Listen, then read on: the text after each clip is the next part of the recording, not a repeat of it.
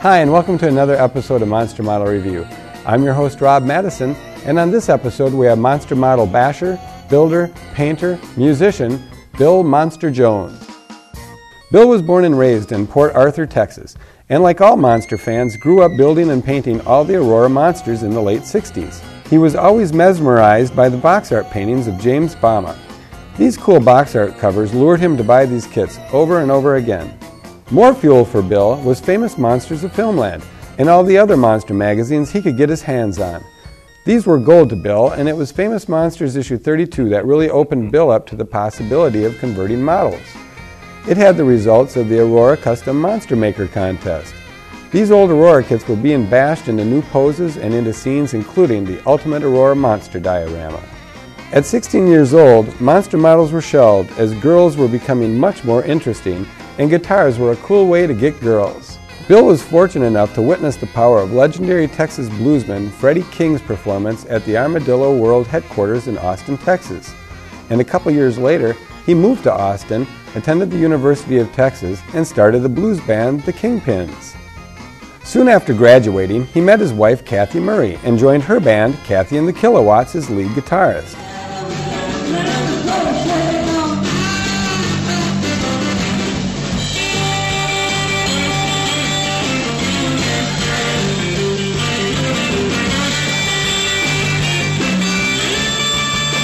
One of his favorite shows to play was an annual Halloween party blowout. Kathy and the Kilowatts also played shows with blues acts such as the Fabulous Thunderbirds, Sam and Dave, Bobby Blue Bland, and James Cotton, and played all over the Southwest, including the legendary Antone's nightclub. About 15 years ago, Kathy bought Bill the Monogram Illuminator's Dracula as a Christmas present. It stayed in the closet for about a year, and then, during a winter ice storm, Bill built and painted it, and was reawakened to his Aurora days. He even customized the kit by adding some pins for fangs. His next kit was a styrene Bandai Godzilla from Japan. This kit looked much more like the creature in the movie than did the Aurora kit from his youth, and this fueled him even more. These being the pre-internet days, Bill started looking for older kits in Toy Shop magazine. And while at a collector show in Austin, Bill found 2 early issues of Kit Builders and Glue Sniffers magazine. These magazines opened Bill up to companies like Billiken and Kyoto from Japan, and the growing number of resin garage kits here in America. Bill was completely hooked after that. He sought out any scrap of monster model info he could find and sent off for every catalog, brochure, book, and magazine he could. Soon he was building and painting all of his favorite B-movie monsters and getting some of those hard-to-get Godzilla imports.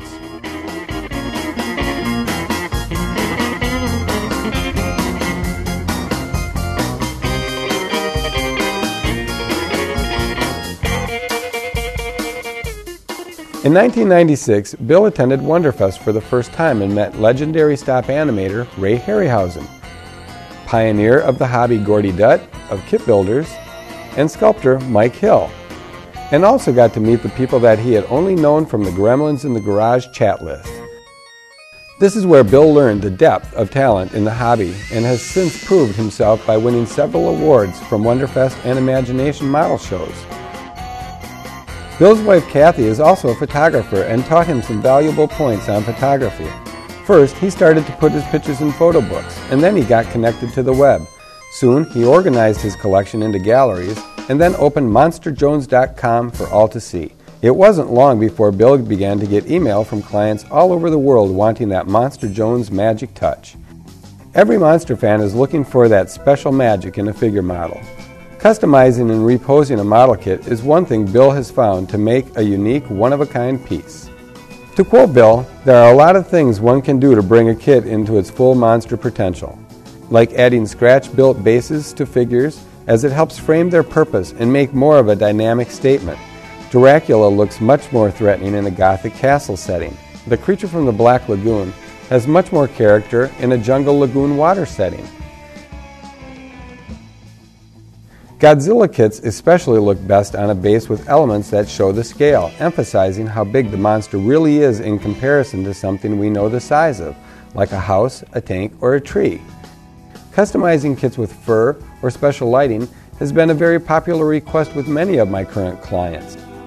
Bill goes on to say, I pride myself on reposing a kit, or as it's called, kit bashing. If I envision a piece with more movement or tension, I love to repose it, giving it more dynamism, especially when interacting with another character.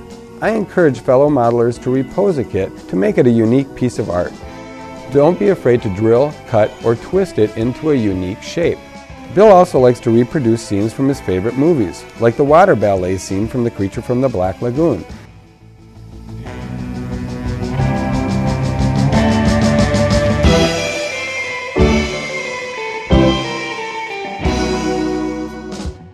Famous King Kong gate crash,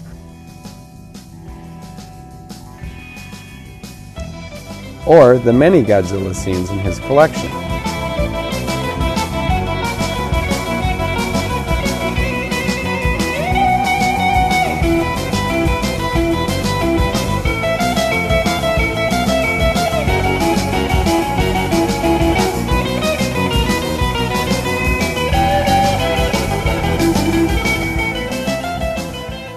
Today, Bill feels we are in the golden age of garage kit modeling. The sculpting talents just keep getting better and the subject matter is never exhausted. And thanks to the internet, acquiring these sculptures is much easier than it ever was before. Monster Jones' work and articles have been featured on TV, newspapers, websites, and specialty fan magazines like Creaturescape, Amazing Figure Modeler, Kit Builder, Prehistoric Times, and G-Fan for Godzilla fans. Bill's main goal is to keep it fun. Today, Monster Jones is concentrating on building, painting, and customizing models for clients who share his love for all things monster.